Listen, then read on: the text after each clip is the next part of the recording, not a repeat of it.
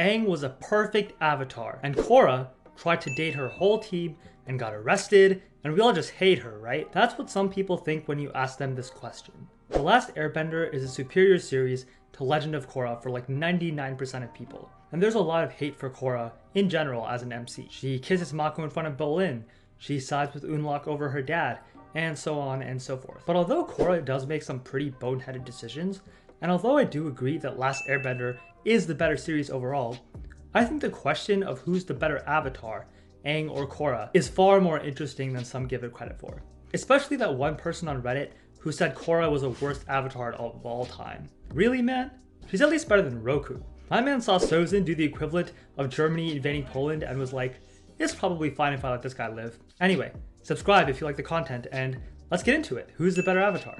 So let's do some quick disclaimers. I'm not going to be covering Aang's later life after the events of Book 3 Fire. We're comparing Korra and Aang from when they're protagonists of their respective shows. And we don't really know a lot about a fully realized adult Korra, or even Aang honestly, so I don't think it's fair to compare the two. This is also not about power level, this is about the role they play as Avatar in maintaining peace and diplomacy, and addressing the challenges of the world. Who's more powerful is a cool question, it's just not one we're covering today. Also, I haven't read all the Korra comics, so I don't feel comfortable bringing comics from either character into this. So right off the bat, Aang and Korra have pretty different antagonists.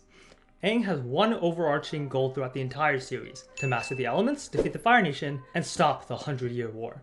Korra, on the other hand, starts out a master of 3 elements already, and is instead faced with 4 different conflicts that are far more political in nature. This was a really cool role inversion that I don't think gets enough credit. Aang is introduced as a peace-loving, fun-loving, diplomatic avatar, and his journey is about accepting responsibility and becoming a stronger fighter and bender.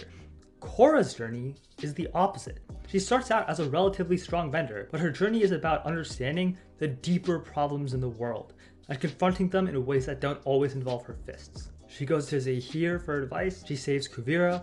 Even in the first episode, she beats up some Triad goons and quickly realizes that things aren't as easy as punching your way through everything. So with that said, who's the better avatar? Well, let's look at the arguments for both. Part 1, arguments for and against Aang. The first thing to acknowledge is that Aang is 12 years old during the time of the war, and he makes incredible progress bending wise. He was the youngest airbending master ever, mastered waterbending really fast, and generally had the classic anime protagonist get really strong, really fast training arc. It's that skill with bending that allows him to end the 100-Year War, stopping a potential genocide of the Earth Kingdom by taking Ozai's bending away. He's also compassionate, helping even Fire Nation citizens along the way. And he also opens the Earth King's eyes on what's really going on in the war. His incredible talent also allows him to fuse with the Ocean Spirit and single-handedly turn the tides on the Fire Nation invasion of the North Pole. Although he had his flaws, Aang grew into a fully fledged, powerful, compassionate avatar by the end of the series, and he was just 12 years old. Like I said though, Aang has his flaws. For a lot of the series, he doesn't really take things seriously, and seems more interested in playing and having a good time than really training to stop people from dying in war. He also makes a number of decisions that prove to be pretty rough. For one, he runs away from the air nomads right before the genocide. If he had stayed, maybe he could have gone Avatar state and done something. Or maybe him and Gyatso could have escaped to somewhere else, mastered all the elements, and ended the 100-Year War early. Another disastrous decision Aang makes is refusing to give up Katara during his training with Guru Pathak. This is huge because it forced him to complete the training on an active battlefield, which allowed Azula to sneak behind him and kill him with lightning. If he had just prioritized his duty as the Avatar over Katara, he would have mastered the Avatar state earlier and wouldn't have had to take his eyes off Azula and would have decimated all his enemies right there. Bossing Say probably would not have followed.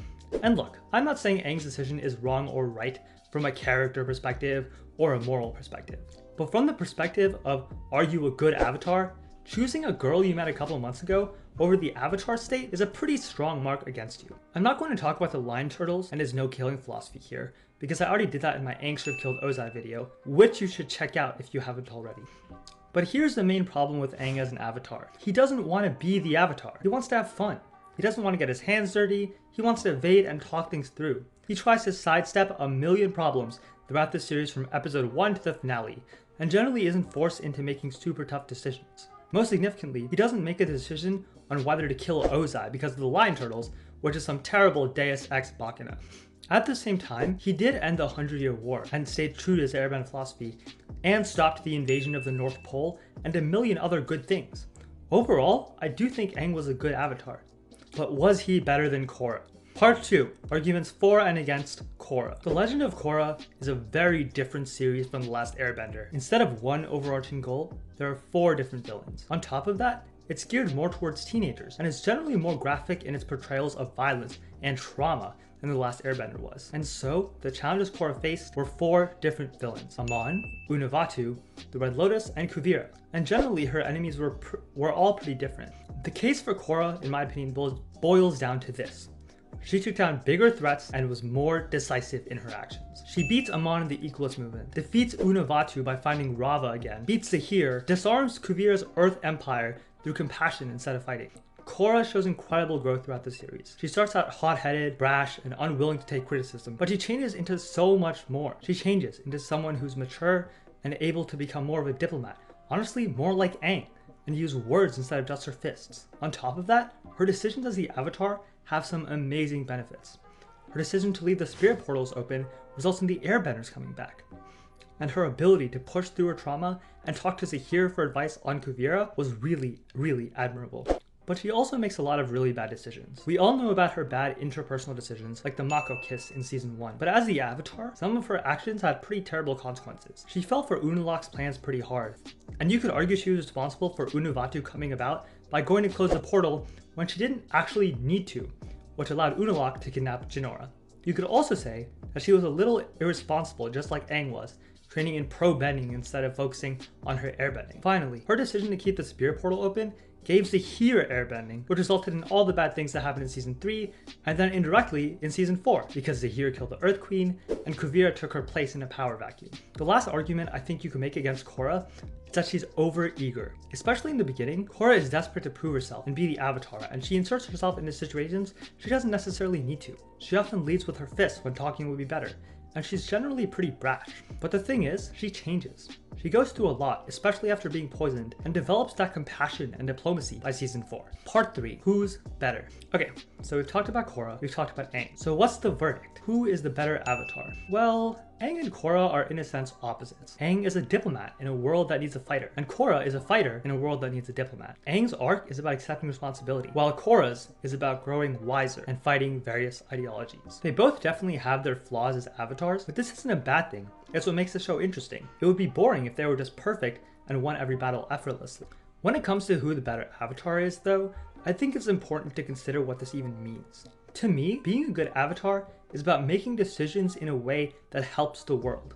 It doesn't mean never messing up, but it does mean taking a stand against something, and that stand working out to something good. Making mistakes is okay from a character perspective, and it's good storytelling, but big mistakes make you a worse avatar. And so, my opinion is that the better avatar is Korra. Korra takes a stand numerous times in the series. It's not always for good, like her whole relationship with Unalaq especially. But she makes a bunch of decisions that turn out to be really powerful. She keeps the portals open because she learns from Unalaq, and humans and spirits can now live together again. On top of that, there are new airbenders now. It's kind of poetic how Korra fixed Aang's mistake of running away from the genocide. Of course, you could say her opening the portals was responsible for Zahir, and also Kuvira's spirit vine weapon thing. Zahir did kill the Earth Queen and throw the Earth Kingdom into chaos, and Kuvira turned into discount Ozai. But Aang kind of did this too, by running away, which caused the 100-Year War, goofing off instead of being diligent about training, which probably meant that the war dragged on longer than it might have been if he'd been more serious. And also by being too diplomatic and kind, which only worked out because of Lion Turtle Ex Machina.